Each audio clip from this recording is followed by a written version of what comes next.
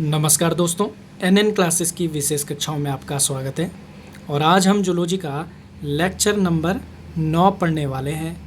इससे पहले हमने लेक्चर नंबर 8 पढ़ा, जिसमें हमने जूलॉजी की कुछ महत्वपूर्ण शाखाएं देखी। साथ ही साथ हमने देखा कार्ल लिनियस के बारे में, हमने वहाँ पे जाना। कार्ल लिनियस ने जो बाइनोमियल जो सिस्टम दिया था, जो द्विनाम पद्धति दी थी, उसके बारे में हमने पढ़ा था। साथ ही साथ हमने जो कार्ल लिनियस ने जो क्लासिफिकेशन के लिए 6 बेसिक यूनिट्स बताई थी, उनके बारे में हमने जाना था, जिसमें सबसे बड़ी थी संघ और सबसे छोटी थी जाति। तो मोस्ट इम्पॉर्टेंट पार्ट है वो, उससे हमेशा से ही क्वेश्चन बनते हैं। अब आज का जो हमारा जो लेक्चर नंबर जो 9 है, इसमें हम क्या चीज़ें पढ़ने वाले हैं। तो सबसे पहले हम इसमें IUCN पढ़ेंगे, मोस्ट इम्पॉर्टेंट टॉपिक है। इसके बाद हम जानेंगे अरस्तु का जो क्लासिफिकेशन था। अरिस्टोटल, जिन्हें आप जानते हैं the father of biology and zoology, उन्होंने भी एक क्लासिफिकेशन दिया, उसके बारे में हम जानेंगे। उसके पश्चात हम 5 जगतीय प्रणाली यानी जो 5 किंगडम जो सिस्टम है, उसके बारे में जानेंगे। और साथ ही साथ हम जानेंगे जैव विकास के दौरान मनुष्यों में और अन्य जीवों में और जो प्लांट्स हैं उनमें क्या चेंजेस हुए, उनके लक्षणों में क्या बदलाव हुए, इन सब को हम इस लेक्चर के अंतर्गत पढ़ेंगे। तो बहुत महत्वपूर्ण ये हो जाता है। साथ ही साथ देखिए दोस्तों, आपको अभी बहुत अच्छा समय मिला है पढ़ने के लिए, तो आप इन लेक्चर्स को बहुत सीरियसली पूरे मन के साथ पढ़ें। क्योंकि देखिए, अगर जॉब चाहिए तो उसका मात्र और मात्र एक ही रास्ता है कि कठिन परिश्रम। तो देखिए, हालांकि जूलॉजी थोड़ा सा आपको टफ लग सकती है, लेकिन अगर आप मेरी तरह से जो मैं आपको समझा रहा हूँ उसे समझने की कोशिश करेंगे तो आप जूलॉजी इस तरह से सीख जाएंगे कि कोई भी क्वेश्चन हो आप खुद से उसे सॉल्व कर सकते हैं। तो देखिए, आपके पास सिर्फ और सिर्फ एक ही रास्ता है, कठिन परिश्रम और लेक्चर को बहुत बढ़िया से समझना। क्योंकि देखिए, हम यही चाहते हैं कि हमारे बैच से सभी लोगों का सिलेक्शन हो, सभी लोग रिटर्न क्वालिफाई करें। तो बहुत मेहनत से पढ़िए, पूरी मेहनत के साथ पढ़ेंगे तो बिल्कुल आप पेपर क्लियर कर पाएंगे। तो चलिए शुरू करते हैं। तो देखिए दोस्तों, सबसे पहले आज का जो हमारा पहला टॉपिक है वो है IUCN। तो यहाँ पे सबसे पहले इसका आपको फुल फॉर्म ध्यान रखना है। इसका जो पूरा नाम है वो है international union for conservation of nature. Most important है, सीधे सीधे क्वेश्चन आता है कि IUCN की फुल फॉर्म क्या है। अब ये इस्टेब्लिश कब हुआ? तो ये हुआ 5 अक्टूबर 1948 को। और इसका हेड ऑफिस जो है ये है ग्लांड, स्विट्ज़रलैंड। और स्विट्ज़रलैंड को यूरोप में घास का मैदान भी कहते हैं, या यूरोप के घास का मैदान भी कहते हैं।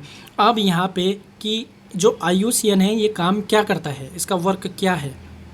तो देखिए, इसका वर्क है विश्व भर में विलुप्त होती जीवों की जातियों, जिन्हें हम स्पीसीज कहते हैं, के विषय में जानकारी के लिए रेड डेटा बुक प्रकाशित करना। मोस्ट इम्पॉर्टेंट क्वेश्चन, सीधे सीधे क्वेश्चन आता है कि रेड डेटा बुक कौन पब्लिश करता है? तो कौन करता है? IUCN। रेड डेटा बुक का दूसरा क्वेश्चन जो बनता है उसमें ये आता है, विलुप्त होती हुई प्रजातियों के बारे में किस में जानकारी मिलती है? Red data book. या फिर क्वेश्चन, रेड डेटा बुक किससे संबंधित है? विलुप्त होते जीवों के विषय में। तो देखिए, जो हमारी अर्थ है यहाँ पे क्या हो रहा है कि मानवीय गतिविधियाँ या फिर प्राकृतिक कुछ चेंजेस हैं, तो इससे क्या हो रहा है, कुछ जातियाँ खुद से ही ख़त्म हो जा रही है या फिर संघर्ष से ख़त्म हो रही है, कई और चीज़ें भी हैं। तो क्या होता है, जो कमज़ोर होता है वो हमेशा पीछे रह जाता है, और जो कैपेबल होता है, जो खुद को ढाल लेता है, जैसे कि आप अगर अभी सही से पढ़ाई करेंगे, सही लेक्चर्स समझेंगे, सही से अपने समय को यूज करेंगे तो जॉब आपकी लगेगी, और जो नहीं पढ़ेगा वो पीछे रह जाएगा। तो उसी तरह से नेचर में भी होता है, जो जाति नहीं से सही कैपेबल नहीं रहती है वो पीछे छूट जाती है या विलुप्त हो जाती है। तो इन्हीं विलुप्त प्रजातियों के बारे में किस में जानकारी किस में छपती है? रेड डेटा बुक में। और जैसे डोडो है, तो डोडो मॉरिशस में लोगों ने इसे इतना खाया है, मतलब मार के इसका इतना शिकार किया कि ये विलुप्त हो गया और रेड डेटा बुक में इसको दर्ज कर लिया गया। साथ ही साथ आपका पांडा हो गया या फिर दरियाई घोड़ा हो गया, तो ये सब क्या है, ये विलुप्त होती हुई प्रजातियों में है। तो आशा करता हूँ आपको ये समझ आ गया होगा, तो इसे बहुत अच्छे से समझें। साथ ही साथ इस नोट को ध्यान रखें कि वंश, श्रेणी और जीनस एक ही है, यानी वंश और श्रेणी एक है, और इसे इंग्लिश में क्या कहते हैं? जीनस कहते हैं। अब हमारा जो अगला जो यहाँ पर पॉइंट है वो है 5 जगत प्रणाली। तो देखिए, तो इससे भी हर बार क्वेश्चन बनता है, और देखिए इसमें भी से क्वेश्चन बनेगा, 100% बनेगा। क्या बनेगा? तो सबसे पहले इसे समझिए ये क्या है। 5 किंगडम सिस्टम कहने का मतलब है ये हमारी अर्थ है, और इसमें जितने भी प्लांट्स हैं, जितने भी एनिमल्स हैं, जितने भी आपके फंगी हैं, जितने भी आपके एक कोशिकी हैं, जो अकोशिकी हैं, सभी को क्या किया गया कि 5 जगतों में बांट दिया गया। लेकिन आप जानते हैं इससे पहले कार्ल लिनियस जो थे, इन्होंने द्विजगत प्रणाली दी, यानी बाइनोमियल सिस्टम दिया, जिसमें इन्होंने बताया कि जो हमारा एनिमल किंगडम है, यानी जो भी जितने भी जंतु हैं, उनको इन्होंने क्या किया, 2 भागों में बांट दिया। तो पहला था प्रोटिस्टा और दूसरा जो इसमें था वो था मेटाजोआ। और प्रोटिस्टा के अंतर्गत सारे वही आते हैं जो पोरीफेरा में हैं, जो एक कोशिकीय हैं, जिनमें सारी क्रियाएं एक कोशिका के अंतर्गत होती हैं, जैसे अमीबा, पैरामीशियम यूग्लिना, ये सभी। और मेटाजोआ के अंतर्गत बाकी सभी जो संघ आएंगे, जैसे मनुष्य भी इसी के अंतर्गत आता है। अब क्या था कि पहले कार्ल लिनियस का द्विजगत वर्गीकरण चल रहा था। अब क्या होता है, 1969 में एक वैज्ञानिक आते हैं जिनका नाम होता है विटेकर, और ये क्या करते हैं, कंप्लीट अर्थ में जितने भी चीज़ें हैं उनको 5 जगत यानी 5 किंगडम में डाल देते हैं, और फिर उसे प्रेजेंट करते हैं कि जितना भी हमारे अर्थ पे जो भी चीज़ें हैं, जो प्लांट हैं, एनिमल्स हैं, उन सबको इन्होंने क्या किया, 5 जगत प्रणाली में डाल दिया। अब देखें यहाँ पे जो क्वेश्चन बनता है वो बनता है कि द्विजगत प्रणाली किसने दी, तो आप जानते हैं कार्ल लिनियस। दूसरा बनेगा कि 5 जगत 5 किंगडम सिस्टम किसने दिया, तो किसने दिया, विटेकर। अब हम जानते हैं कि ये 5 जगतीय प्रणाली क्या थी। तो देखिए 5 जगतीय प्रणाली में इन्होंने सभी को, यानी बैक्टीरिया से और प्लांट, एनिमल, फंगी, सबको इन्होंने 5 अलग अलग भागों में बांट दिया। और ये 5 में मैं आपको बताता हूँ 5 कौन से थे। तो सबसे पहला था मोनेरा, जो आप यहाँ पे देख पा रहे होंगे। सेकंड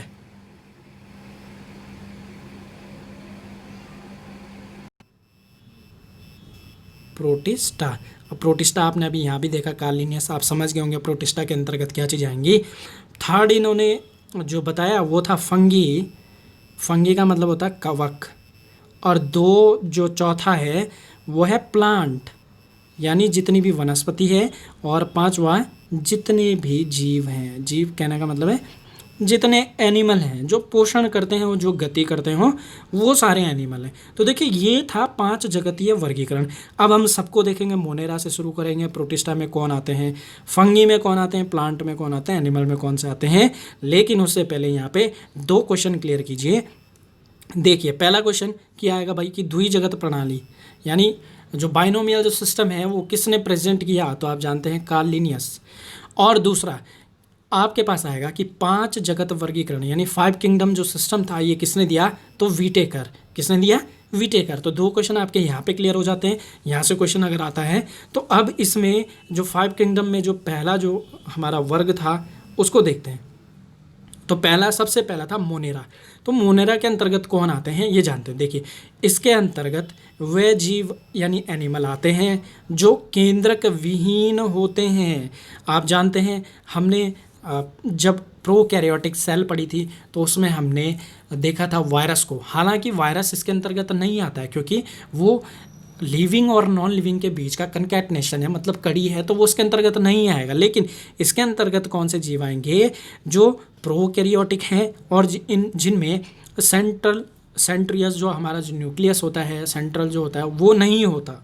तो इसके एग्जाम्पल कौन से हैं, बैक्टीरिया जिसे हम जीवाणु कहते हैं, और दूसरा आपका ब्लू ग्रीन एल्गी जिसको क्या कहा जाता है, साइनोबैक्टीरिया। तो देखिए मोनेरा के अंतर्गत कौन आएंगे, ऐसे प्रोकैरियोटिक सेल। सबसे पहली चीज़ आपके पास क्वेश्चन आ सकता है मोनेरा के अंतर्गत कौन सी कोशिकाएं आती है, प्रोकैरियोटिक सेल्स आती हैं, सीधा सीधा क्वेश्चन। या फिर आ सकता है ऐसे जीव जिनमें केंद्रक ना हो यानी एकैरियोटिक सेल्स। और एग्जाम्पल क्या क्या है, बैक्टीरिया है और साइनोबैक्टीरिया है। ध्यान दीजिएगा बैक्टीरिया जो होता है ये जीवाणु होता है, साइनोबैक्टीरिया जो होता है ये नीले हरे जो शैवाल होते हैं जो पृथ्वी पे सबसे ज़्यादा फोटोसिंथेसिस करते हैं और सबसे पुराने जीव भी यही हैं, इन्हें ही साइनोबैक्टीरिया कहा जाता है। तो ध्यान रखिएगा मोनेरा के अंतर्गत कौन आएंगे, प्रोकैरियोटिक जीव यानी प्रोकैरियोटिक सेल। अब हम देखते हैं प्रोटिस्टा के अंतर्गत कौन कौन से जीव आएंगे। मोस्ट इम्पॉर्टेंट है ये और यहाँ से क्वेश्चन बन सकता है। तो देखिए प्रोटिस्टा और आप जानते हैं कार्ल लिनियस ने भी यहीं से शुरू किया था, मतलब इन्होंने जो द्विजगत प्रणाली दी थी तो उनमें इन्होंने प्रोटिस्टा सबसे पहला दिया था और दूसरा दिया था मेटाजोआ। तो इम्पॉर्टेंट है ये। तो प्रोटिस्टा में देखिए इसमें एक कोशिकीय, कहने का मतलब है यूनिसेल्युलर एनिमल्स आते हैं, जीव आते हैं जिनमें विकसित केंद्रक वाली यूकैरियोटिक सेल होती है या आती है। अब देखिए समझिएगा क्या यहाँ पर बताया जा रहा है। यूनिसेल्युलर मतलब एक कोशिका है, एक कोशिका है और इसी कोशिका के अंदर जीवन की सारी क्रियाएं, पोषण, न्यूट्रिशंस और जो रिप्रोडक्शन है, यानी वो सेल डिवीज़न होता है इनमें, रिप्रोडक्शन नहीं होता इनमें, सीधे सीधे इसमें कोशिका विभाजित हो जाती है और फिर दूसरी कोशिका बनती है। और जितनी जीवित क्रियाएं हैं सारी की सारी इस सेल के अंदर होती है। और अमीबा आपने देखा ही होगा, अमीबा के अंदर भी बिल्कुल ऐसा ही होता है, यानी केंद्रक इनमें होता है और केंद्रक होता है और ये यूकैरियोटिक सेल है लेकिन अनडेवलप है और यूनिसेलुलर है, मतलब एक कोशिका है उसी के अंदर सब कुछ हो रहा है। तो यहाँ पे जो क्वेश्चन आएगा वो यही आएगा कि प्रोटिस्टा के अंतर्गत कौन सी कोशिकाएं आती हैं। तो आपको ध्यान रखना है प्रोटिस्टा के अंतर्गत यूनिसेलुलर, कहने का मतलब एक कोशिकीय यूकैरियोटिक कोशिकाएं आती हैं जिनमें केंद्रक होता है। क्योंकि अगर आप अमीबा का चित्र अगर आपने देखा होगा, पैरामीशियम का देखा होगा, यूग्लिना का देखा होगा तो उसमें न्यूक्लियस है, और अगर नहीं देखा तो आप उसे देखिए, इसीलिए आपको सारी चीज़ें प्रोवाइड कराई जाती है ताकि आप उन्हें देखो। तो इसमें केंद्रक होता है। अब प्रोटिस्टा के अंतर्गत जो चीज़ें आएंगी वो कौन कौन सी होंगी, तो इसके अंतर्गत प्रोटोजोआ आएगा। प्रोटोजोआ में क्या आएगा, अमीबा आएगा, पैरामीशियम आएगा, यूग्लिना आएगा और प्लाज्मोडियम आएगा। प्लाज्मोडियम वाइवेक्स जो रीजन किसका है, मलेरिया का है। यही मच्छर में जाता है और मच्छर जब आदमी को काटता है तब ये उसमें चला जाता है और फिर मलेरिया हो जाता है। तो ये आपका इम्पोर्टेंट हो गया यहाँ पर। अब थर्ड वाले पे पहुँच जाते हैं हम, कवक, जिसे कहते हैं फंगाई या फंगी भी कहते हैं इसको। तो देखिए फंगी यानी कवक, तो देखिए इसमें बहुकोशिकीय मल्टी सेलुलर यूकैरियोटिक जीव आते हैं। आप जानते हैं कवक, फंगी जो एक मशरूम होता है ये भी एक कवक है जिसे सब्जी के रूप में प्रयोग किया जाता है, ये भी एक कवक है, ध्यान रखिएगा। जिनमें रिप्रोडक्शन लैंगिक व अलैंगिक, कहने का मतलब सेक्सुअल एंड एसेक्सुअल दोनों प्रकार से होता है। इनमें पर्णहरित नहीं होता जिस कारण फोटोसिंथेसिस नहीं होता है। इस कारण ये जो पोषण है, ये जो इनमें खाने को जो प्राप्त करते हैं कैसे करते हैं, अवशोषण के माध्यम से करते हैं। कहने का मतलब है कि या किसी कोशिका के ऊपर ये चले जाएंगे, वहाँ से खाना प्राप्त कर लेंगे, या किसी प्लांट के साथ रह लेंगे, वहाँ से खाना प्राप्त करेंगे। तो अवशोषण से करते हैं, खुद नहीं बनाते। क्यों नहीं बनाते खुद, क्योंकि फोटोसिंथेसिस नहीं होता। फोटोसिंथेसिस क्यों नहीं होता, क्योंकि इनमें क्लोरोफिल ही नहीं होता, हरित लवक ही नहीं होता है, तो फोटोसिंथेसिस कैसे होगा। यही चीज़ आपको ध्यान रखनी है। यहाँ पे जो क्वेश्चन बनेगा वो यही बनता है कि जो कवक है क्या उनमें प्रकाश संश्लेषण होता है, नहीं होता। ध्यान रखिएगा, नहीं होता है। क्यों नहीं होता है, क्योंकि पर्णहरित नहीं होता है। और इसका कवक का एग्जांपल आपको पता है फंगी, और इसमें मशरूम आ जाता है, मोरछेला आ जाता है और गुच्छी आ जाती है। ध्यान रखिएगा, मोरछेला गुच्छी एक ही है, ये दोनों ही एक हैं, इनको ध्यान रखिएगा। और जो मशरूम है ये आपका प्रोटीन का रिच स्रोत होता है, बहुत से लोग इसकी खेती भी करते हैं, तो मोस्ट इम्पोर्टेंट है। अब हमारा चौथा वाला पॉइंट, तो देखिए चौथा है हमारा प्लांट या प्लांटी से कहते हैं, और पादप हिंदी में कहा जाता है। देखिए ये बहुकोशिकीय मल्टी सेलुलर प्लांट होते हैं जो विकसित डेवलप होते हैं। कहने का मतलब है जो विकसित होते हैं। इनमें प्लास्टिड होता है। प्लास्टिड हम पढ़ चुके हैं, सेल बायोलॉजी में हमने प्लास्टिड पढ़ा था, आप जानते हैं प्लास्टिड को हम पढ़ चुके हैं, यानी लवक को हम पढ़ चुके हैं, तीनों प्रकार के। तो देखिए प्लास्टिड होते हैं जिनसे प्रकाश संश्लेषण होता है, कहने का मतलब है फोटोसिंथेसिस होता है, और ये अपना भोजन स्वयं बनाते हैं। और इनमें जो रिप्रोडक्शन होता है वो कैसा होता है, लैंगिक भी होता है और अलैंगिक होता है, यानी सेक्सुअल भी होता है और बायसेक्सुअल भी होता है। तो और एग्जाम्पल सभी वनस्पति जितने भी प्लांट हैं वो इसमें आएंगे। अब ये जो रिप्रोडक्शन है इसको हम आगे जानेंगे कि कैसे होता है, लैंगिक जनन क्या होता है, अलैंगिक जनन क्या होता है। अब हमारा आज का पांचवा पॉइंट, तो देखिए पांचवा जो इसमें किंगडम था वो था एनिमल किंगडम। एनिमल किंगडम आप जानते हैं, इसके अंतर्गत क्या चीज़ें आएंगी, इसमें बहुकोशिकीय विकसित, बहुकोशिकीय मतलब होता है मल्टी सेलुलर, मल्टी सेलुलर, विकसित मतलब डेवलप, जीव हैं जो यूकैरियोटिक हैं या यूकैरियोटिक के अंतर्गत आते हैं, जिनमें रिप्रोडक्शन कैसा होता है, लैंगिक होता है। ध्यान रखिएगा, सेक्सुअली इनमें रिप्रोडक्शन होगा, अधिकतर में सेक्सुअल रिप्रोडक्शन होता है। तो ये चीज़ आपको ध्यान रखनी है। एग्जाम्पल आपको पता है, मनुष्य, गाय, कुत्ता, बिल्ली सभी इसी के अंतर्गत आएंगे। तो ये था हमारा 5 जगतीय वर्गीकरण। मोस्ट इम्पॉर्टेंट है। देखिए, मैं आपको क्वेश्चन की जो प्रोबेबिलिटी है वो भी साथ साथ बताता हूँ कि इस तरह से क्वेश्चन बन जाते हैं। तो आपके लिए ज़रूरी होता है कि आप बड़े ध्यान से पढ़िए, क्योंकि मैं चाहता हूँ हमारे इस बैच से, हमारे इन लेक्चर से अधिक लोगों का सिलेक्शन हो, क्योंकि आपका सिलेक्शन होगा, आपको जॉब मिलेगी। तो हमारा उसमें अच्छा है कि हमारा पढ़ाया हुआ आपको समझ आया, यानी कि हमारी मेहनत काम कर गई। और साथ ही साथ आप अपना एफर्ट भी डालिए, खुद से पढ़िए, बिल्कुल होगा।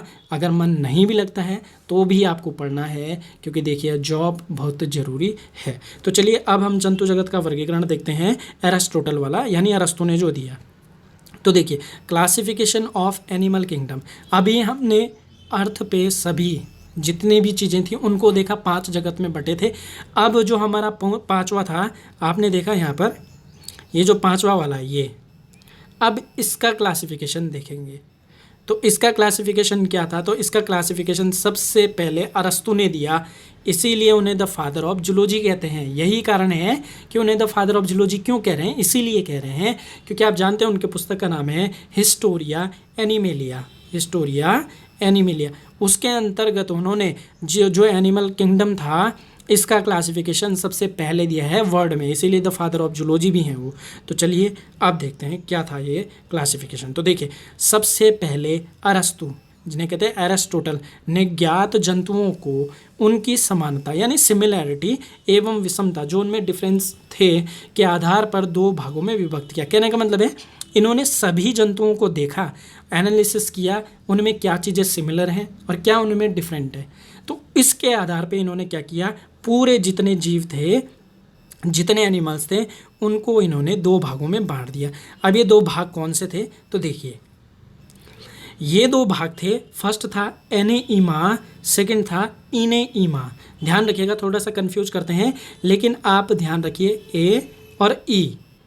देखिए अल्फ़ाबेट जो हमारा जो वर्णमाला है उसमें ए पहले आता है, तो इसलिए जंतु जगत में ए पहले आएगा, और ई बाद में आता है तो ई बाद में आएगा। तो ए से एनेइमा, सेकंड से ई या इनीइमा।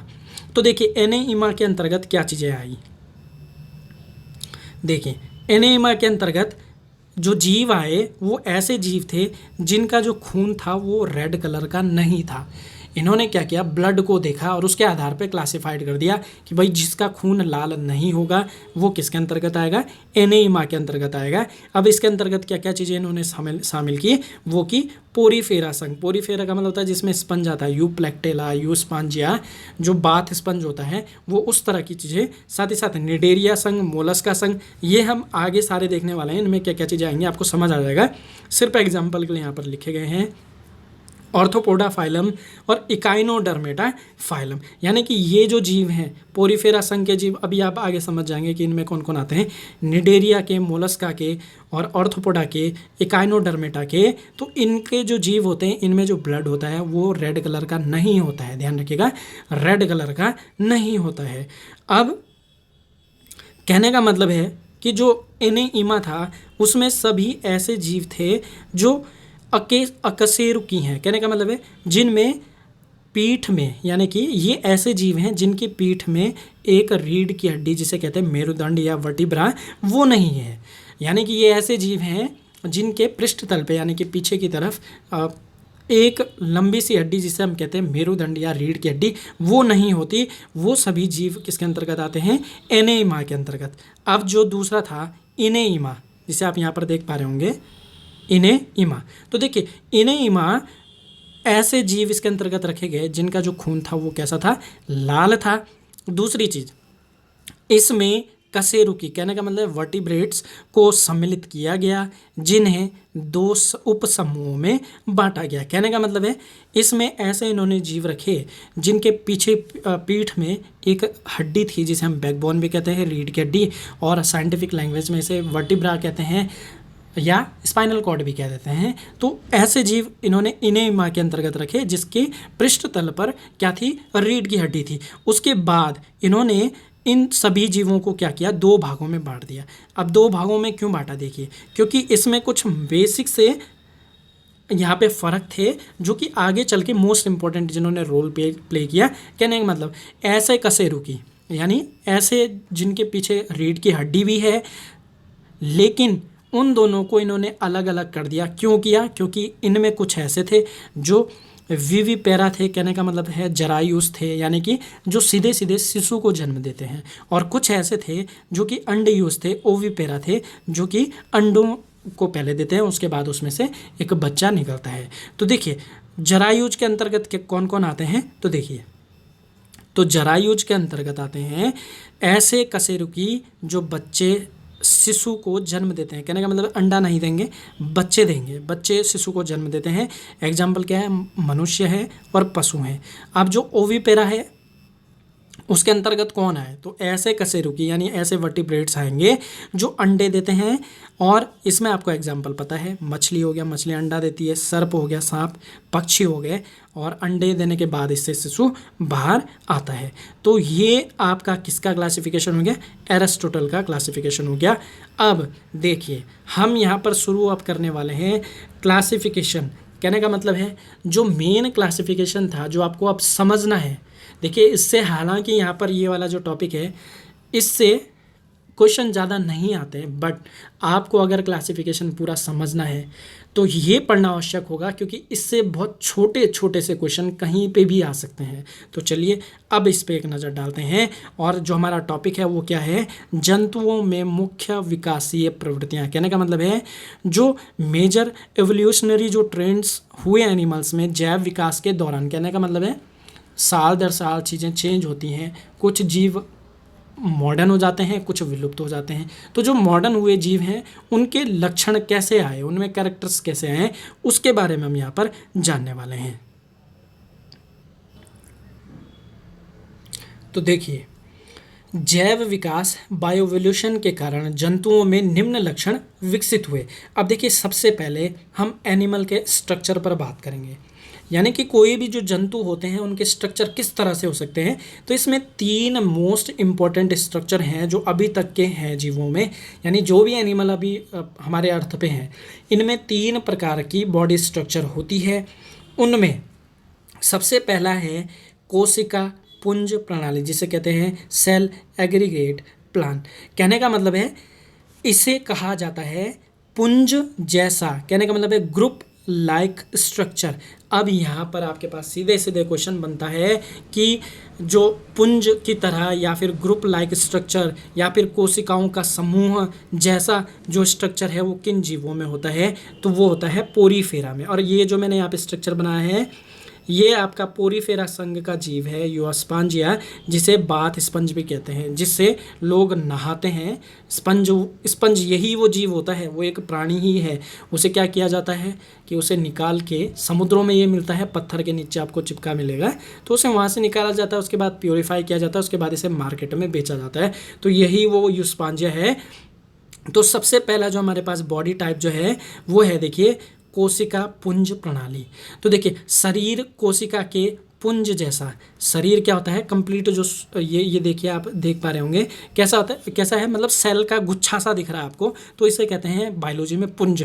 पुंज जैसा होता है और द्विस्तरीय होता है। कहने का मतलब है डिप्लोब्लास्टिक होता है। डिप्लोब्लास्टिक का मतलब होता है इसमें सिर्फ आपकी दो ही लेयर होंगी, एक होगी एक्टोडर्म और एक होगी एंडोडर्म। ध्यान दीजिएगा, एक्टोडर्म और एंडोडर्म दो ही स्तर में होगा। दूसरा पॉइंट देखिए, प्रत्येक कोशिका स्वतंत्र रूप से पोषण करती है। कहने का मतलब है बहुत सारी कोशिकाएं यहाँ पर मिली हुई हैं इसमें, और लेकिन जो प्रत्येक जो सेल है वो फ्रीडम होगी, पोषण भी करेगी, रेस्पिरेशन भी करेगी, सब क्रिया खुद करती है। और तीसरी चीज़, इनमें ना तो कोई टिश्यू होगा ना कोई ऑर्गन होगा। ध्यान रखिएगा, ना कोई टिश्यू ना कोई ऑर्गन। और साथ ही साथ जो इनकी सेल होगी वो एक्टोडर्म और एंडोडर्म, एम्ब्रोइनिक जो लेवल होते हैं, एक्टोडर्म, एंडोडर्म और मेसोडर्म, तीन एम्ब्रोइनिक लेवल होते हैं, यानी तीन भ्रूणीय स्तर होते हैं। पहला होता है एक्टोडर्म, फिर होता है मेसोडर्म, फिर होता है एंडोडर्म। एंडोडर्म में सबसे अंदर, एक्टोडर्म सबसे बाहर और मेसोडर्म बीच में। तो ये तीनों से ही आपके शरीर की सारी कोशिकाएं बनी हुई हैं। कोई भी शरीर हो इन तीनों से ही मिलके बना है। लेकिन इनमें क्या होता है, इनमें सिर्फ एक्टोडर्म और एंडोडर्म होता है, तो इनसे बनता है ये। और एग्जाम्पल, और मैं अभी साथ साथ बताता हूँ कि क्वेश्चन कैसे आएगा। तो देखिए इसमें एग्जाम्पल है पोरीफेरा संघ। पोरीफेरा का मतलब है जिनके शरीर में होते हैं छेद छोटे छोटे, तो ये स्पंज भी इसी के अंदर आता है। साइकन हो गया, यूस्पांजिया हो गया, यूप्लेक्टल हो गया और स्पंजिला हो गया। तो ये सब पोरीफेरा संघ के अंतर्गत आएंगे। बाकी अभी जो हमारा अगला जो टॉपिक है, मतलब इस वाले टॉपिक के बाद जो हमारा अगला है वो प्रोटोजोआ आएगा। फिर उसके बाद जो पहला जो हमारे पास फाइलम आएगा वो पोरीफेरा ही आएगा, जिसमें आप समझ जाएंगे कि क्यों ऐसा यहाँ पर कहा गया। अब देखते हैं कि क्वेश्चन यहाँ पर क्या बनेगा। तो देखिए यहाँ पे क्वेश्चन बनेगा कि कौन से जीव ऐसे हैं जिनका शरीर पुंज जैसा होता है, यानी कि ग्रुप जैसा होता है, ग्रुप लाइक स्ट्रक्चर होता है, यानी बहुत सी कोशिकाएं मिलकर बनाती हैं, लेकिन उनमें उत्तक और ऑर्गन नहीं होते, कहने का मतलब टिश्यू ऑर्गन नहीं होते। तो कौन है, पोरीफेरा। तो सबसे पहला हो गया हमारा कोशिका पुंज प्रणाली वाला जो सिस्टम है। अब सेकंड देखिए, सबके सब इंटरेस्टिंग है, इंटरेस्ट से पढ़िएगा, बड़ा मजा आएगा इसे पढ़ने में। अब देखिए अगला है अन्य कोश प्रणाली, ब्लिंड सैक प्लान। अब देखिए इसमें क्या होता है, इसमें होता है इनमें मुख मतलब माउथ और गुदाद्वार, जिसे अनुस कहते हैं, मुख एवं गुदाद्वार एक ही होगा। कहने का मतलब है कि ऐसा एक स्ट्रक्चर होगा इसमें। और मैं आपको बताता हूँ, फीता कृमि अगर आपने देखा होगा, जो फीता कृमि, तो इनमें क्या होती है, ऐसे स्ट्रक्चर होती है। मुंह भी बिल्कुल वैसा ही होगा, अब पीछे जो गुदाद्वार होता है वो भी बिल्कुल सेम होता है। तो कहने का मतलब है, इसे कहते हैं ब्लिंड सेक प्लान। इनमें मुख एवं गुदाद्वार एक ही होता है, कहने का मतलब है एक ही होगा, तथा भोजन भी इसी से पचता है, यानी कि यहाँ पे भोजन भी पचेगा। इस कोष को जठरवाही गुहा, gastrovascular cavity, most important question. अब मैं आपको बताऊंगा कि कैसे क्वेश्चन बनता है। गैस्ट्रोवास्कुलर कैविटी कहते हैं, और एग्जाम्पल इसके अंतर्गत क्या आएंगे, सिलिंट्रेटा जिसे कहते हैं निडेरिया फाइलम, इसके सारे जीव, और प्लेटे हेलिमेंथिस जो फाइलम है इसके सारे जीव। अब निडेरिया सिलेंट्रेटा एक ही हैं, दोनों की मतलब ये नाम अलग हैं लेकिन है एक ही है।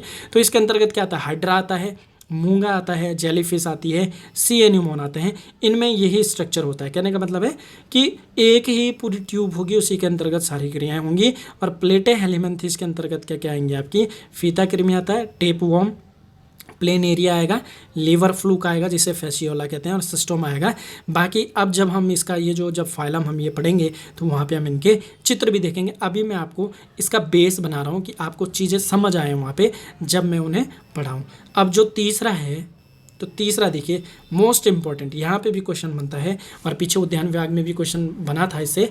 देखिए तीसरा जो है वो है नली के अंदर नली प्रणाली। हम देख रहे हैं कि जो एनिमल होते हैं उनमें जो बॉडी होती है उनके तीन स्ट्रक्चर होते हैं, तीन तरह के स्ट्रक्चर होते हैं। तो तीसरा उसमें नली के अंदर नली है। आप जानते हैं पहला जो था वो था हमारा कोशिका एग्रीगेट जो प्लान था वो। दूसरा जिसमें एक ही होता है, यानी कि यहाँ पे जो एनुस है और जो माउथ है ये दोनों एक ही चीज़ होगी। अब तीसरा जो है ये होगा tube with in tube. Most important है ट्यूब विद इन ट्यूब प्रणाली यानी सिस्टम। तो देखिए इनमें एक आहार नाल होती है, आहार नाल को कहते हैं एलिमेंट्री कैनाल इंग्लिश में होती है, जो दो द्वारों माउथ एंड अनुस पर खुलती है। ध्यान रखिएगा, माउथ एंड अनुस पर खुलती है। अब देखिए एग्जाम्पल इसके अंतर्गत क्या आएंगे, इसके अंतर्गत आएगा एनालिडा, और जिसके अंतर्गत क्या आता है आपका केचुआ, जिसे हम क्या कहते हैं अर्थवॉर्म। सेकंड है आपका ऑर्थोपोडा, ऑर्थोपोडा के अंतर्गत कौन आता है, कॉकरोच। थर्ड है आपका मोलस्का, जिसके अंतर्गत आपका क्या आता है सीपी आता है और घोंघा आता है। तो देखिए मैंने स्टार इसलिए लगाए हैं कि सीधे सीधे क्वेश्चन आएगा, क्योंकि 9th-10th की साइंस पूछ रहे हैं तो यहाँ पर सीधे सीधे आपके पास क्वेश्चन आएगा कि केंचुआ कौन से संघ का है, कौन से फाइलम का है, एनालिडा का है, कॉकरोच कौन सा है तो ऑर्थोपोडा है, और सीपी या घोंघा किसका होता है वो मोलस्का संघ का होता है। तो ध्यान रखिएगा, इसको मोस्ट इंपॉर्टेंट क्वेश्चन है। बाकी जब हम इन तीनों के बारे में पढ़ेंगे तो वहाँ पे हम देखेंगे इसका स्ट्रक्चर। अब वो तो बॉडी स्ट्रक्चर थे, अब हम देखते हैं बॉडी कैविटी, यानी बॉडी कैविटी क्या होती है उसको देखते हैं। तो देखिए बॉडी कैविटी मोस्ट इम्पॉर्टेंट चीज़ है। अब क्या ये होती है और फिर मनुष्य में भी है या नहीं है, इसके बारे में हम देखते हैं। तो देखिए, देह गुहा जिसे कहा जाता है हिंदी में, और बॉडी कैविटी और सीलोम इसे कहते हैं इंग्लिश में, या बॉडी कैविटी। तो देखिए, tube with in tube plan वाले जीव में देह भित्ति, कहने का मतलब है शरीर का जो वॉल है, देह भित्ति यानी बॉडी वॉल, एवं आहार नाल एलिमेंट्री कैनाल। आप जानते हैं मनुष्य में भी बिल्कुल यही चीज़ है। अगर आप ठीक से खुद को देखें तो देखिए, मुंह में आपने खाना डाला और वो एक नली के द्वारा अंदर गया, तो वो नली तो हो गई आपकी ये। बाकी आपका बाहर वाला जो पार्ट हो गया वो ये हो गया। अब इसके बीच में जो ये खाली वाली जो जगह बच रही है, इसमें होती है एक लिक्विड भरी हुई। अब देखिए क्या चीज़ आगे बताई जा रही है। एवं आहार नाल के बीच द्रव्य से भरी, एक द्रव से भरी एक गुहा होती है, कैविटी होती है या कैनाल होती है, जिनमें अन्य अंग यकृत, किडनी स्थित होते हैं। यकृत मतलब लीवर, किडनी स्थित होते हैं। बिल्कुल मनुष्य में भी ऐसा ही है कि देखिए, ये तो एलिमेंट्री कैनाल हो गई, और बीच में ये बाहर से आपका क्या हो गया, कंकाल हो गया, और बीच वाला जो पार्ट है यहीं पे तो होता है आपका लीवर हो गया और आपका किडनी हो गया, ये सब इसी के बीच में होता है। और जिनमें ये गुहा कैविटी होती है उन्हें सिलोमेट या गुहिक कहते हैं। और देखिए, इसे ये वाला जो पार्ट है, ये जो खाली पार्ट है जहाँ पे ये अंग हैं, इसे ही क्या कहते हैं, सीलोम कहा जाता है। और किन किन में ये होगा, एनेलिडा में होगा। अभी हमने देखा था एनेलिडा कौन था, केंचुआ। ऑर्थोपोडा हो गया कॉकरोच, मोलस्का हो गया आपका सीपी या घोंघा हो गया। इकाइनोडर्मेटा, इकाइनोडर्मेटा में सारे ऐसे प्राणी आते हैं जो कि समुद्र में रहते हो। बाकी देखिए, थोड़ा सा खुद से भी देखिएगा, क्योंकि जब आप जो चीज़ें आप खुद से देखोगे वो चीज़ें आपको बहुत जल्दी याद होती हैं। इसीलिए साइंटिफिक नाम मैंने आपको खुद से बोले थे कि आपको खुद से याद रखने हैं। और कॉर्डेटा के अंतर्गत मनुष्य भी आ जाता है। तो सब में ये होता है। अब यहाँ पे कुछ नोट्स हैं, उनको आप ध्यान रखिएगा, मोस्ट इम्पॉर्टेंट है। तो देखिए, पहला नोट क्या है, ट्रू सीलोम, यानी कि कहने का मतलब है जो वास्तविक जो आपकी गुहा होती है, जो कैविटी होती है, देह गुहा होती है, वो कैसे बनती है, भ्रूण के, एम्ब्रियो के मीजोडर्म से बनती है। मोस्ट इंपॉर्टेंट है, देखिए स्टार लगा है। मैंने आपको पहले ही बताया था, कोई भी जो चीज़ है किसी भी प्राणी में, तो वो एम्ब्रियो के 3 लेवल होते हैं, एक्टोडर्म, मीसोडर्म और एंडोडर्म। एंडोडर्म सबसे भीतरी होता है, मीजोडर्म बीच का, एक्टोडर्म बाहर का। तो जो ट्रू जो सिलोम होगी वो एम्ब्रियो के मीसोडर्म यानी बीच वाली लेयर से बनेगी। मोस्ट इंपॉर्टेंट है, ध्यान रखिएगा। क्वेश्चन आया भी था, आँख के बारे में आया था उद्यान विभाग में, आँख वाले पे, तो वो हम वहाँ पे देखेंगे कि क्या क्वेश्चन था। सेकंड नोट देखिए, प्रोटोजोआ, पोरीफेरा। आप जानते हैं प्रोटोजोआ के अंदर क्या था, पैरामीशियम अमीबा, ये सब। पोरीफेरा के अंतर्गत क्या था आपका, यूरोस्पांजिया, ये सब चीज़ें। सिलेंट्रेटा आप जानते हैं, केंचुआ। तथा चपटे कृमि जैसे टेप वर्म हो गया में यह अनुपस्थित होती है, इसलिए इन्हें क्या कहते हैं, एसिलोमेट या अगुहिक कहते हैं। यहाँ पे भी स्टार ध्यान रखिएगा, क्योंकि क्वेश्चन सीधे सीधे आ सकता है कि किन में वास्तविक देह गुहा यानी कि द ट्रू सिलोम नहीं होती है। तो आपके पास यहाँ पे फाइलम दिए गए हैं, देखिए, प्रोटोजोआ और पोरीफेरा, सिलेंट्रेटा और वॉर्म, जितने भी चपटे कृमि होते हैं उनमें नहीं होती है। अब थर्ड देखिए, गोल कृमि जिसे कहते हैं राउंड वॉर्म में ये भ्रूण की ब्लास्टोसील से बनती है। कहने का मतलब है, ये तो देखिए, ये तो है लेयर या लेवल, और ब्लास्टोसील एक अवस्था होती है, फेज होती है, उससे ये बनती है, जिसमें इसे कूट गुहा या स्यूडोसील कहा जाता है। तीनों चीज़ें ध्यान रखिएगा, याद कर लीजिए किसी भी तरह से इसे। बाकी वीडियो को दोबारा देखिए, जहाँ पे भी समझना है तो आपको वो वैसे ही याद हो जाएगा। अब हम देखेंगे, पहले हमने देखा बॉडी स्ट्रक्चर, सेकंड हमने देखा सिलोम यानी देह गुहा के बारे में पढ़ा, और तीसरा अब हम देखेंगे शरीर की सुरक्षा, जिसमें हम स्केलेटन पढ़ेंगे। और यहाँ से भी क्वेश्चन बनता है, स्केलेटन से हर बार क्वेश्चन बनता है। अब क्या क्वेश्चन बनता है, कैसे बनता है, चलिए उस पर नज़र डालते हैं।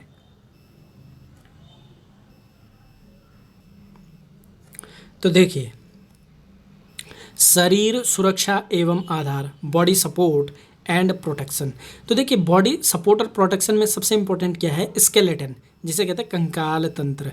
तो देखिए, ये क्या करता है, ये करता है शरीर को सुरक्षा देता है, प्रोटेक्शन देता है, और साथ ही साथ सहारा देता है, यानी सपोर्ट देता है। दोनों ही चीज़ आपका स्केलेटन देगा। एक स्केलेटन आपके शरीर के अंदर होता है जो कि हड्डी और कार्टिलेज का होता है, यानी बोन और कार्टिलेज का होता है।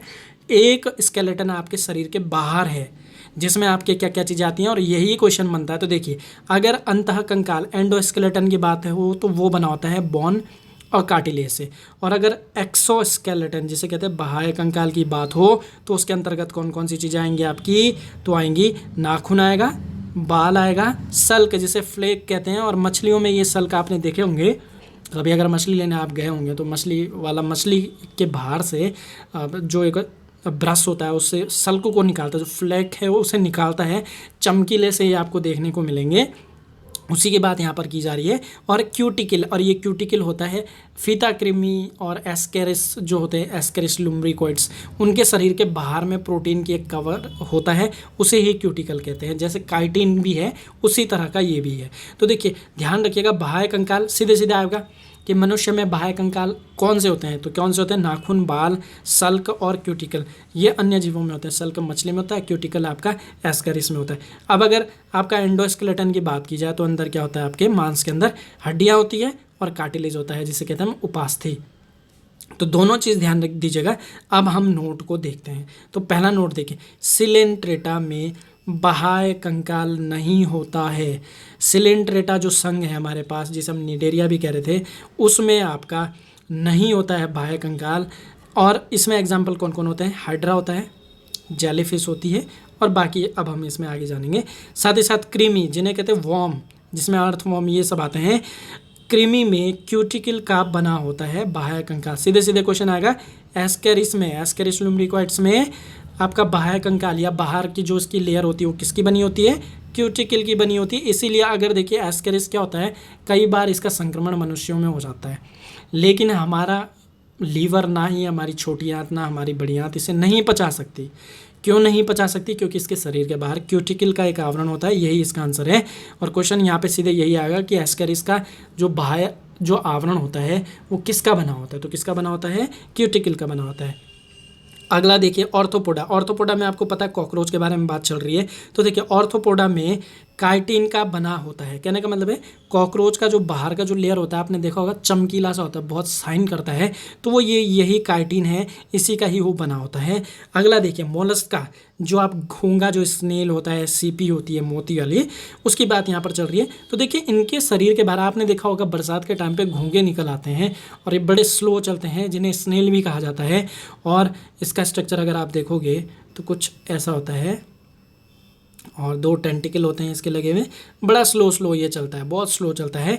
तो इसके आपने देखा होगा एक कवच इसके ऊपर होता है, और जैसे ही इसको आपने छेड़ा तो ये पूरे का पूरा इसके अंदर चला जाएगा अपनी सुरक्षा के लिए। तो इस खोल की बात हम कर रहे हैं जिसे कवच कहते हैं, सेल। तो और ये बना होता है कैल्शियम कार्बोनेट का। मोस्ट इंपॉर्टेंट है, सीधे सीधे क्वेश्चन यही आता है कि मोलस्क का संघ यानी मोलस्क का फाइलम का जो सेल होती है वो किसकी बनी होती है, वो होती है कैल्शियम कार्बोनेट की। तो मोस्ट इंपॉर्टेंट क्वेश्चन है, आ सकता है इसमें से कोई भी क्वेश्चन। अब जो मैं चीज़ आपको बताने वाला हूँ वो भी मोस्ट इम्पॉर्टेंट है।